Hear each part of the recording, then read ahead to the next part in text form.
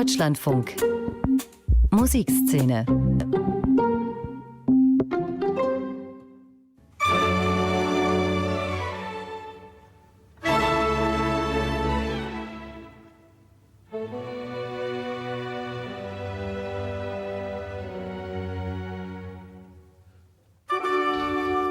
Man kann nicht sagen, ich singe gut, dann kann ich auch gut unterrichten. Nee, das ist nicht wahr.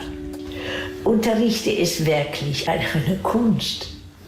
Margreet Honig ist Sopranistin und eine Altmeisterin der Gesangspädagogik in den Niederlanden. Mit ihren mittlerweile 83 Jahren hat sie sehr, sehr viele Sängerinnen und Sänger unterrichtet, hat sie geprägt und tut es noch immer, nicht nur an Konservatorien in Holland, sondern mehr oder weniger auf der ganzen Welt. Sie gibt außerdem regelmäßig Meisterklassen, Kurse, Workshops. Und in all diesen Jahren hat Margreet Honig dabei eine Methodik entwickelt, die von vielen ihrer ehemaligen Schüler, darunter Namen wie Magdalena Koschener, Marcel Reyans, Ian Bostridge oder Christian Gerhaher, als einzigartig beschrieben wird. Aber viele, gerade ihre älteren Schüler, wollen bei Margreet Honig nicht nur ihr eigenes Singen verbessern, sondern vor allem eines: unterrichten lernen. Denn das ist, wie Margreet Honig sagt, eine Kunst.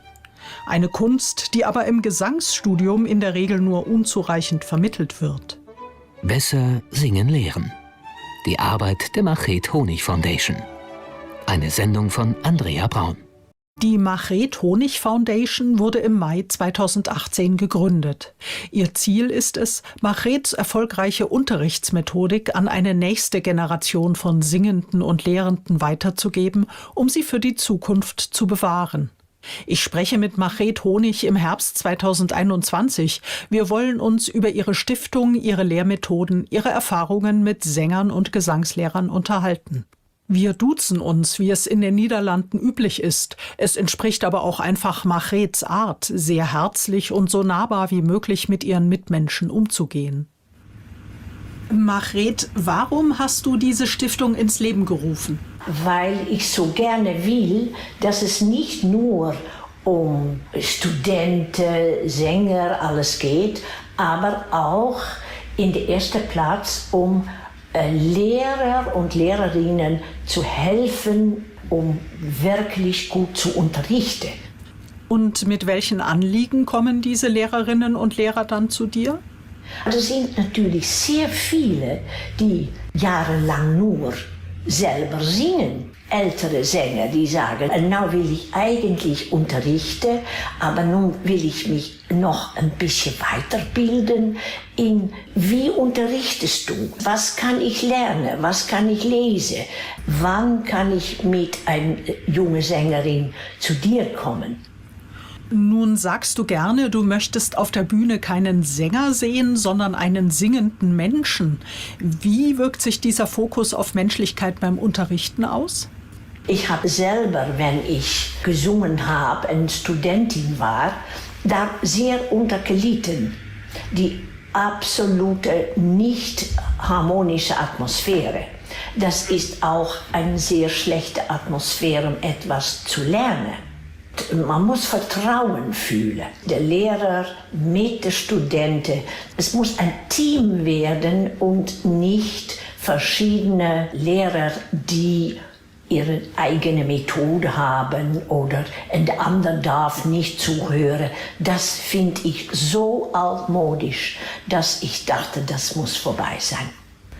Es ist so, dass wir als Lehrer unglaublich einsam sind. Wir tun es alleine. Und nun will ich so gerne sagen, hey, wenn ich eine bessere Atmosphäre kreiere, wenn ich Lehrerin bin, mein Konservatorium, kann ich fragen, hey, ich habe einen Bariton und ich kann nach mein Kollege gehen, die auch Bariton ist. Willst du mein Bariton eine Stunde geben und darf ich dazu kommen? Es fragt Offenheit. Und dass man Verbindung machen will. Du arbeitest mit dieser Methode ja jetzt schon seit einigen Jahren am Konservatorium in Rotterdam, wo du ein Programm namens Teach the Teacher leitest, an dem 4 Gesangslehrer dieser Hochschule teilnehmen. Wie ist da die Atmosphäre? Am Konservatorium in Rotterdam geben alle 3, 4 Lehrer Masterclasses und alle sind dabei. Es ist überhaupt keine geheimnisvolle Situation. Alle sind dabei, alle Studenten hören, was der andere singt, wie der andere singt. Das ist eine freiere Position. Man muss sich befreien von Angst. Ich frage viel, aber ich erfahre nun, dass auch in Österreich, wo ich dann die Sommerkurs habe, dass da 3 Gesangslehrer sind, eine Dramalehrerin und eine Atemlehrerin, dass diese unglaublich miteinander reden. Ich habe meine Schülerin unterrichtet, kannst du mit Atem helfen, oder kannst du kommen in meine Stunde, dass da ein sehr schönes Verhältnis kommt zwischen Lehrern. Und wie lange brauchst du dafür, bis so ein Verhältnis entsteht? Reicht dafür ein Kurs, wie ihn die Stiftung anbietet? Ich denke, ja, ich merke nun mit Jüngeren, die gerne unterrichten wollen, dass eigentlich sie unterrichten dann auch füreinander. Und das geht, wenn sie gut verstehen, das habe ich vergessen, auf das habe ich besser nicht sagen können. Da müssen wir auch lachen. Und dann sage ich, okay, unterrichte ich. Und dann, ich bin langsam natürlich eine sehr alte Dame und ich habe so viel gemacht, Andrea, dass ich natürlich meistens, weiß, Unterricht ist sowieso, dass ich mich offen stelle. Und der Sänger stellt sich offen. Das ist eine andere Atmosphäre. Siehst du, was Menschen in Teams zusammen machen, ist total eine andere Welt als in der Gesangswelt. Es sind also eigentlich 2 Schritte, die in diesen Kursen stattfinden. Einmal der, den singenden Lehrern noch weitere wissenschaftliche und technische Grundlagen des Singens zu vermitteln und dann der, eine Atmosphäre herzustellen, in der sie diese Grundlagen auch anwenden können. Ja, aber weißt du, die wissenschaftlichen Dinge, da habe ich mich natürlich auch sehr für interessiert und noch. Aber das ist nicht immer nötig, um einem jungen Sänger das alles zu erzählen. Ich finde es viel wichtiger, dass wir als Lehrer wirklich interessiert sind in, was entdeckt man noch? Warum geht es nicht, wenn ich überstütze? Dann ist es fantastisch, wenn man weiß, wenn man überstützt, kommt ein Tremolo. Dann weiß man auch, meine Schülerin hat ein Tremolo. Vielleicht macht sie im Körper einen unglaublichen Druck nach unten. Also der Lehrer muss schon wissen, was da funktional vorgeht. Ja, funktional, aber immer mit Begleitung von Atem und schöner Klang und Musik. Wenn man die Musik nicht hat, kann man schlecht unterrichten. Aber wenn meine Sängerin sagt, ich will unterrichten, muss sie noch mehr wissen. Was zum Beispiel? Man muss in alles frei sein, Ruhe finden, um sich zu konzentrieren. Darum geht es. Jüngere Lehrer sind so in Angst auf dem Konservatorium, so in Angst auch ältere Lehrer. Oh mein Gott, so kann man miteinander nie eine schöne Gesangsabteilung aufbauen. Die Sopranistin Johanna Knaut hat Margret Honig vor 4 Jahren als Gesangslehrerin kennengelernt. Da war Knaut schon examinierte Sängerin und Gesangspädagogin. Sie kann uns aus der Perspektive der Schülerin von Margrets Arbeit berichten. Meine erste Frage an sie war, was sie an Margret Honig besonders faszinierend fand. Das, was mir eigentlich am eindrücklichsten war, ist, dass ich kam da in die erste Stunde rein und ich habe eine Arie vorgesungen und das Erste, was sie zu mir sagte, war: Johanna, was möchtest du von mir lernen? Und diese Frage an sich, ich war so baff, weil da einfach niemand war, der sozusagen sein Wissen auf mich überstülpen wollte und mir erstmal aufgezählt hat, was für Defizite ich habe, sondern der mir irgendwie das Gefühl gab, dass ich da Mitspracherecht habe. Das war einfach ein Meisterkurs und der hat mir wirklich ein ganzes Universum eröffnet. Das ist aber schwer, das in Worte zu fassen, was es eigentlich war. Es lief halt unglaublich gut und meine Stimme hat sich total befreit in diesem Kurs. Und was nehmen Sie aus so einem Kurs dann auch für Ihr eigenes Unterrichten mit? Also Machet unterrichtet ja besonders viel über den Atem und darüber habe ich halt im Studium gar nichts gelernt.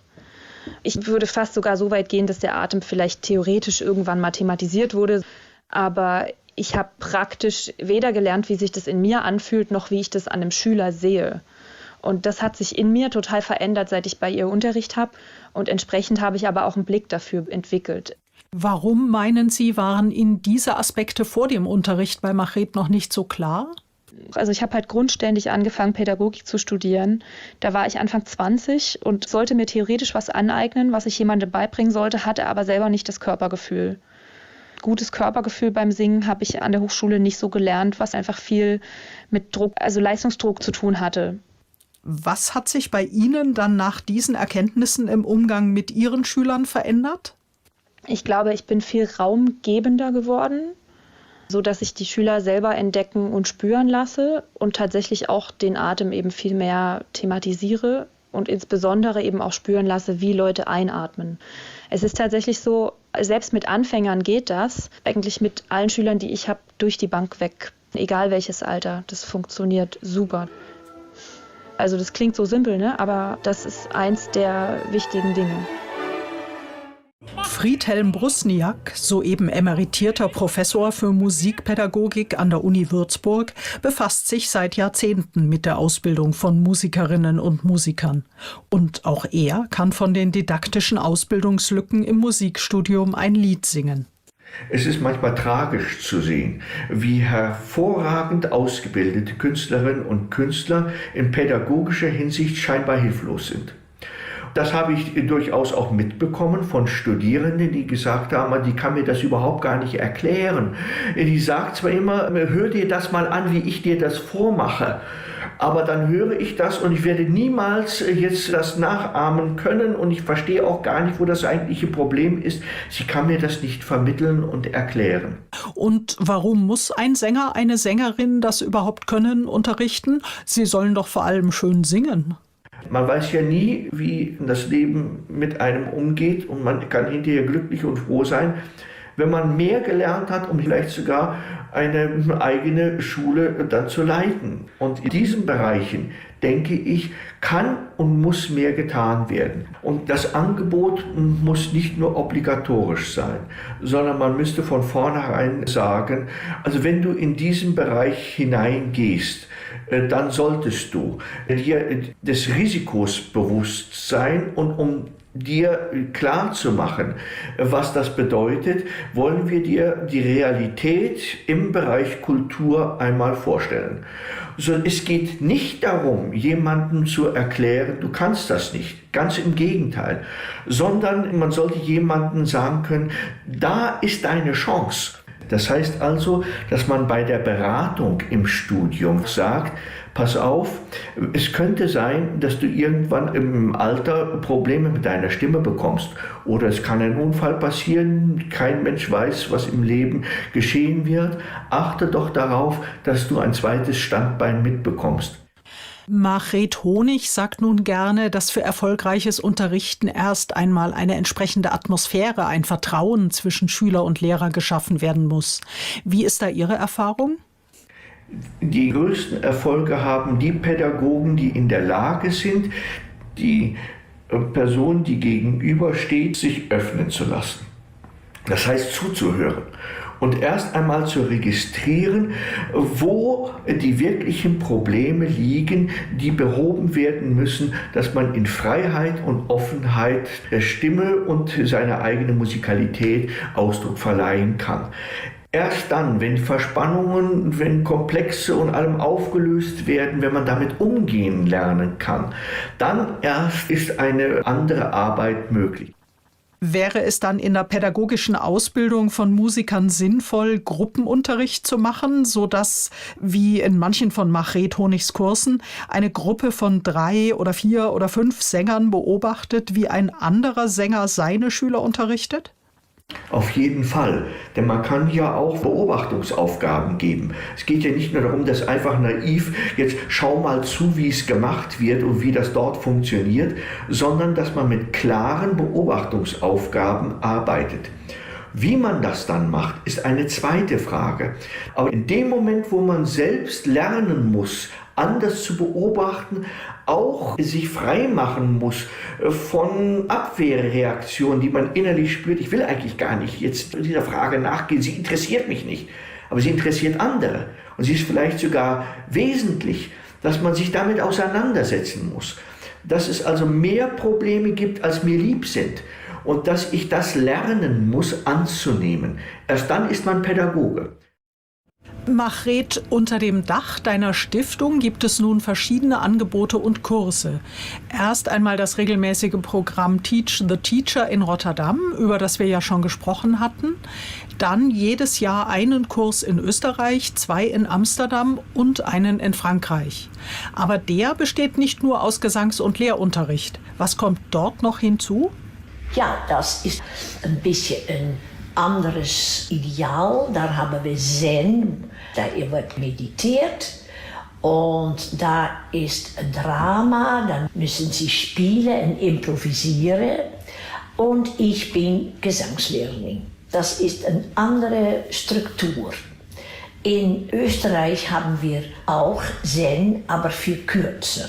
In Preau machen sie am Ende den ganzen Morgen Zen, aber in Österreich haben sie auch Drama, Singen, Atem. Und was kommt dabei zum Beispiel konkret heraus? Da kommt aus, dass ich dann auch sage, ich denke, dass du die Übungen ändern musst oder dass du wirklich noch viel genauer wissen musst, was eigentlich Atemstrom meint. Wenn man Violine spielt, muss man endlich mit dem Bogen üben. Und warum viele Sänger das überhaupt nicht tun, ist für mich noch ein bisschen ein Rätsel. Aber der Atem ist ein unglaublich wichtiges Point. Manchmal schicken sie mich dann nach 2 Monaten eine Aufnahme und dann höre ich das und dann sage ich, ja, das ist verbessert, aber denk noch an das andere. Und dann kommen sie noch einmal oder sie kommen mit dem Tenor, schwieriges Stimmfach. Aber warum muss das nun alles eine Stiftung organisieren? Das könnte doch auch in ganz normalen Kursen stattfinden oder eben in Rotterdam an der Hochschule, oder? Wir müssen Stiftung sein, anders können wir nicht existieren. Man muss immer, wir sagen in Holland, ein Bestuur, ein Board haben. Und wir können es alles ausbreiten. Ich kann dann natürlich nicht alles alleine tun, aber da sind viele, wovon ich denke, ja, die können auch in Frankreich, oft in Deutschland, so eine kleine Gruppe machen und versuchen, jüngere Menschen oder ältere, die noch nie unterrichtet haben, ein bisschen zu helfen. Dus die Foundation gibt sicher viele Möglichkeiten. Und ich bin nicht von einer Familie, um so viel Geld davon zu empfangen. So, wir müssen es wirklich haben von alles, was wir tun an Kurse, Supervision in Rotterdam. Ja, man muss es verdienen, das Geld. Und immer beschäftigt sein mit Sponsoren und solche Dinge natürlich. Das alles kostet dich natürlich aber auch ziemlich viel Zeit, Arbeit und Energie. Was macht dir dennoch so viel Freude dabei? Vielleicht, dass ich Lehrer unterstützen kann, wenn sie sagen, oh, ich kann es nicht, dann sage ich, nein, das ist nicht so. Ich kann sie beruhigen und erklären, was sie tun können. Und das finde ich schön, dass ich die Atmosphäre ein bisschen verändern kann. Und ja, mein Ziel ist auch, dass wir unglaublich musikalische Sänger bekommen, die wirklich wissen, was sie tun. Und vielleicht das zu geben, was ich selber in meiner Studentenzeit nicht gehabt habe. Besser singen lehren. Die Arbeit der Machet Honig Foundation. Eine Musikszene von Andrea Braun.